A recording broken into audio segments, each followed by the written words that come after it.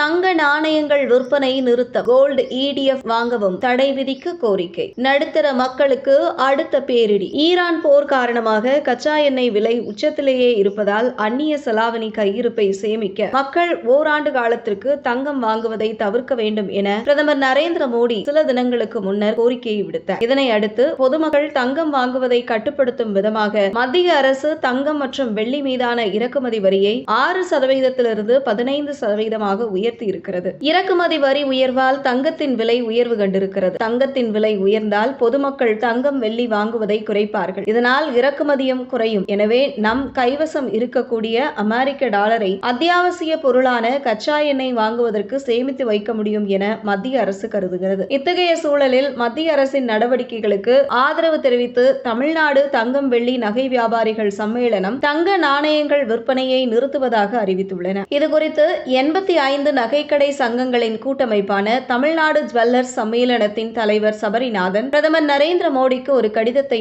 அனுப்பியிருக்கிறார். அதில் அரசின் நடவடிக்கைக்கு ஆதரவு தெரிவிக்கும் விதமாக தமிழகத்தின் நகைக்கடை உரிமையாளர்கள் தங்க நாணயம் விற்பனையை உடனடியாக நிறுத்துகிறோம் என கூறியிருக்கிறார். தங்கத்தை உலோக வடிவிலேயே சேமிக்கக்கூடிய கோல்டு ETF மற்றும் டிஜிகோல்டு போன்ற திட்டங்களை உடனடியாக தடை செய்ய வேண்டும் என அவர் வலியுறுத்தியுள்ளார். தங்கம் விலை ஏறியதை தொடர்ந்து தங்க நகைகளுக்கு கூடுதல் செய்கூலி சேதாரம் செலுத்த வேண்டும் என்பதால் பரிசு வைப்பது உள்ளிட்டவற்றிற்கு தங்க நாணயங்களை தான் மக்கள் வாங்குகிறார்கள். தங்க நாணய விற்பனையை நிறுத்துவதாக அறிவித்திருப்பது சாமானிய மக்களுக்கு அதிர்ச்சியை தந்திருக்கிறது.